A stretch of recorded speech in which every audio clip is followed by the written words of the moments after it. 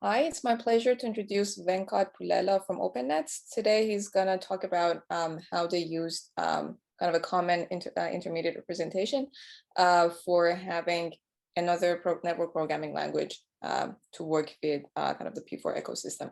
Very excited to hear what he has to tell us about. Please take it away, Venkat. Cool. Thank you, Meena. This is in the context of P4 and P4C open source compiler. So some of you who are familiar with P4, you will find this interesting. So I'm going to talk about common intermediate representation. My name is Venkat Pullela. I work at OpenNets. I started OpenNets. So we work on tools for programmable switches and solutions for SDN space. And I'm also presenting on behalf of, Pranav, Karthik, and Sahil. These are the students who really did the real work behind some of what I'm going to present. So let's get started. So what is intermediate representation, right? Before we say common intermediate representation. So in this context, what we are talking about is the IR or the intermediate representation used by the P4 and P4C open source compiler. So what does it mean within that context is it is the data structure, right? When you take a P4 program and you put through your compiler stages, it's converted into an abstract syntax tree and consisting of nodes. Each of these nodes are like, in the beginning, they are language constructs. And slowly as it goes through the pipeline, they become more and more of a data pipeline primitives, a representation of building blocks of data pipeline. So it's IR is a data structure. It's also basically representing the primitives of data pipelines, right? How data pipelines are put together, right? And a couple of more ideas on that is that in P4C compiler, the same IR is used throughout. That means once P4 is converted to IR, even though it goes through many transformations, like it shows here on the front end, there are 48 at the time of these slides were made by Mihai a while back. While you are doing transformations of these representation, you are still sticking to the same IR. And when you go through mid-end tends to be more hardware centric, at least hardware specific. Even then you are trying to stick to the same IR. So it's a good implementation of an intermediate representation that stays same throughout. And backend tends to be very hardware specific or the target specific. Even there, the same IR with extensions are used in the P4. So that is intermediate representation. Okay. And so what is the work we have done is we tried to look at it and say, hey, there are other languages for various reasons. Can we use the same P4C ecosystem or the compiler code for NPL? And then we tried to kind of go through, and there's some learnings, and these are the things we will talk about, right? So what did we do? We took NPL, we created NPL lexical analyzer and parser. And then we use the NPL language definition from NPLang, which is opened up by Broadcom. We use that and we built a parser. And then we try to, instead of using our own way of doing things, can we use the IR from P4C, right?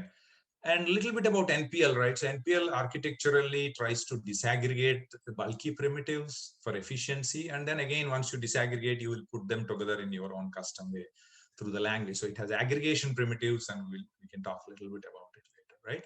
So we started using common IR that's in the P4C for NPL, and that's where the name of common IR, right? We're looking at it as, can the same IR be used for other languages? And like NPL is supported on multiple hardware architectures. So by bringing in NPL, you are extending it to more architectures than you had before, hopefully, right?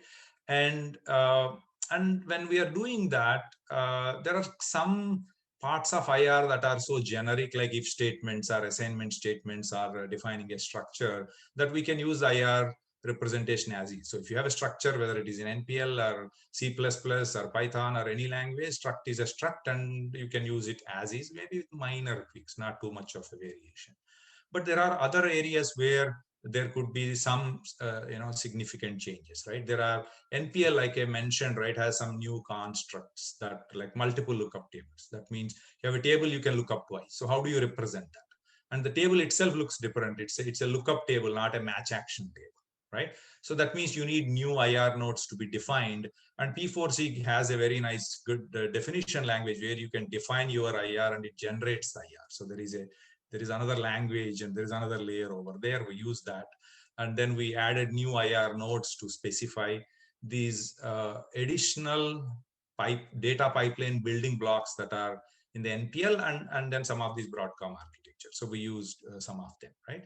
And we also added some more things to parser. NPL supports a multi-stage reentrant parser. So there are a few things that we have to do to how do we start the parser. You can stop it and start again. And to cover that, we had to add few additional IR nodes for that. There is another category of IR additions we did. These things you can look at them as both syntactic sugar, which means yeah, you can compile them back into existing IR, or you can kind of retain them in a way so that the meaning or the intent of it is retained for efficient implementations. There's a reason why strength or overlays were added to NPL, because NPL was using it to run to get some additional hints on like a bucket allocation algorithm on the bus, or, I mean essentially bus allocation algorithm, right? And there are certain efficiencies NPL derives out of these things. That's why they were added to the language. And so they could be degenerated very quickly from a language construct into IR, or you could retain them for a little longer and use them for more efficient implementations throughout also. So this is where it kind of it is in between, right? So if you step back, right, what are we talking about? We are abstracting hardware, and then we have a language like P4 or NPL or something that is describing a pipeline. But what would be a right abstraction level for doing various problems that we see, right? Integration, interoperability, modularity, composability, many problems we talk about, right? So what is the right kind of abstraction level so that many of these hardware abstractions or hardware architectures can interoperate? So I think we found IR to be a better abstraction where interoperability of architectures can happen. So what I'm showing here in the picture is you can take multiple languages. Languages have language constructs, language specific way of specifying what you need. But when you bring it to common IR, and then suddenly you can do a few more things. So IR seems to have a right kind of abstraction for as a solution to a lot of the problems we usually discuss in the industry. Right. So what are the takeaways, right? So IR has good, blocks that can really become the common building blocks between hardware data planes. And yes, we added few more to make it expand to additional architectures, right? One more thing we found as we started doing was we found that there are three. It is, I'm sure Mihai and others thought of it that way. Maybe there is little more formal structure can be added to the same IR being used, but can we reduce the number of IR nodes that you have as you go through?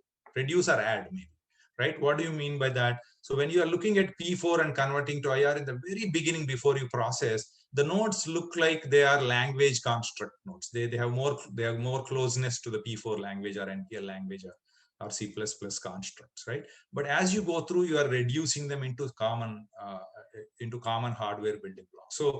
So there is a language constructs IR, there is a processing. When you are processing this IR, there are certain IR nodes, maybe a subset of it, and talking them more formally and formalizing and saying, hey, these are the IR nodes that form the processing part of multi-language, multi-architecture common IR. And then you could go to hardware primitives IR. So maybe these three levels is already there. That's why IR is used everywhere. But formalizing and defining it is what would have a lot of value, is one of the takeaways, right? And then as we talked, right, language constructs are always one higher level abstractions. That means P4 or NPL is talking one level higher, and then it has lookups, actions, profiles, counters. So there are a lot of things that in the beginning are much bulkier and might have more things, and they become more pipeline building blocks as you go through. Continuing on the takeaways, right? So even though we try to use IR, the semantics have to be same across languages. Otherwise, it will end up being, two languages syntactically might look same, but it struct means one in one language, struct might mean something else in some other language. So the semantics have to be seen. I mean, that is, maybe it's an assumption, but that's again a takeaway that, without semantics, it looks as if they are interoperating, but actually in reality, in implementation, the results will vary, right? And the programming model on these languages can vary from the beginning, by the way. like, P4 has a slightly different programming model with match action tables. You are doing actions within the context of a table and a table entry. And then other languages have a slightly different way of doing it. So they can still differ. That is definitely one takeaway. And the next one is as we start producing a common IR between languages, you can translate and integrate, interoperate between these languages. At least it becomes a basis for how things can talk to each other and how they can integrate. That means one module from one language, can it be integrated into another ecosystem, and can it interoperate? And those possibilities will come if you bring them back to IR level. And at least, as we built, we could do some work and demonstrate that it can be done. So we also built libraries. By the way, there is some discussion that happens always around libraries. How do we do libraries?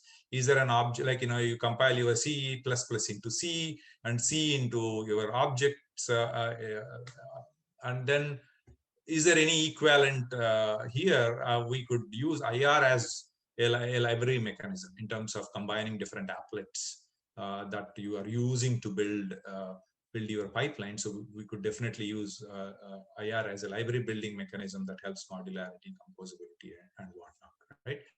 Last but not the least, somehow we see this work as a basis for the language evolution, because when you look at P4, okay, what next? When you look at NPL, what next, right?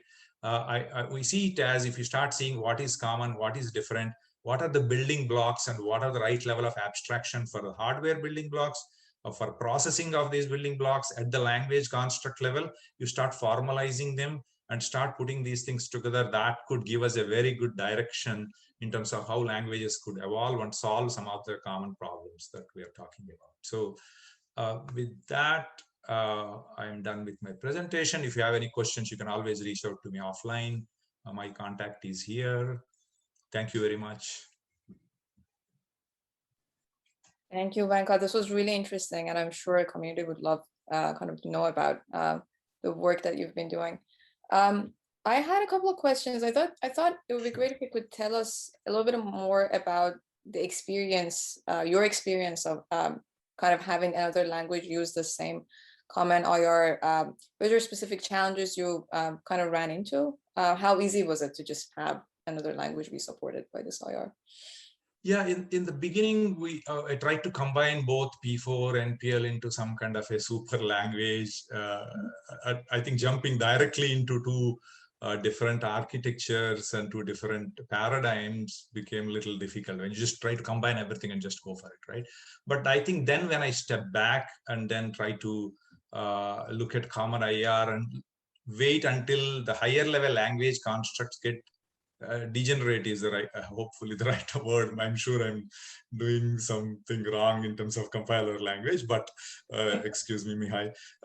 But I think when you reduce may be the right way, right? Reduce this higher level language constructs into little lower level primitives, suddenly I could see them interoperate or can talk to each other, right?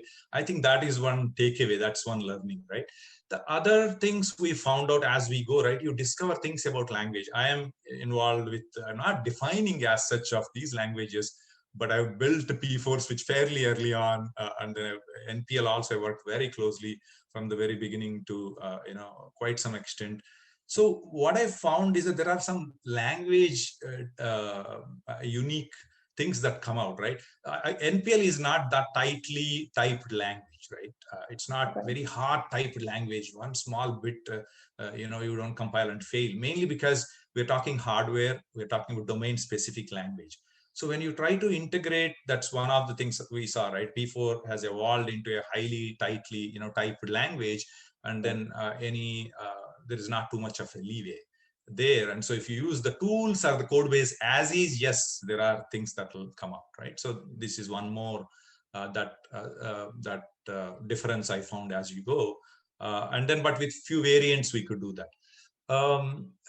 One more thought is that we also started looking at it as I started looking at toolchain as not for the full program, but can we start looking at the toolchain as for some objects, right?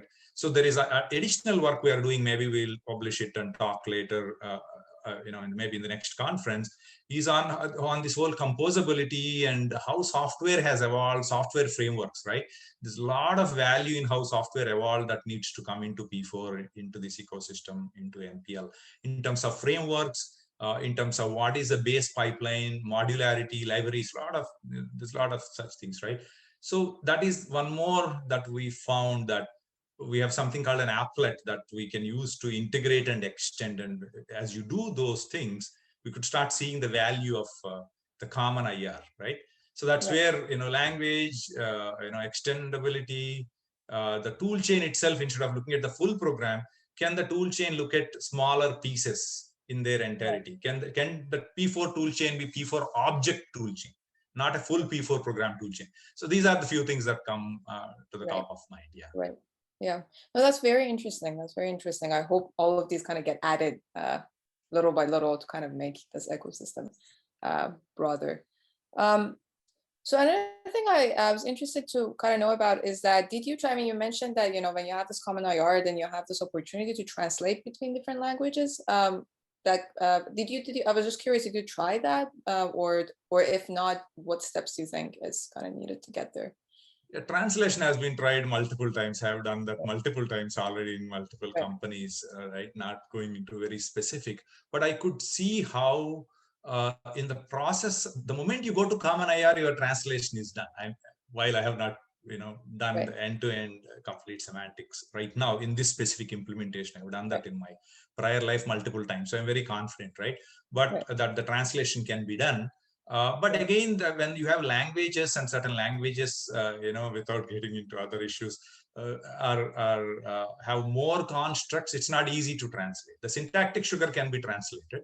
But let's say if your architecture programming model itself allows you to disaggregate and aggregate, like let's say strength construct, right? In NPL, that can be looked at as a syntactic sugar, and somehow you can derive the semantics by throwing additional hardware at it. It may be more efficient in one hardware, right?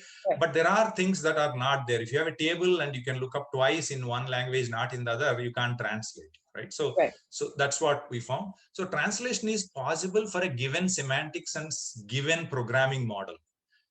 Given programming model, how do I say, capabilities, right? So additional capabilities cannot be brought in, but let's say we have a struct and a table, no matter what language it is. I'm not trying to reduce to a syntactic translator, but even to quite a bit of semantic level translation can be done if you are, even if it's different programming languages, different programming models.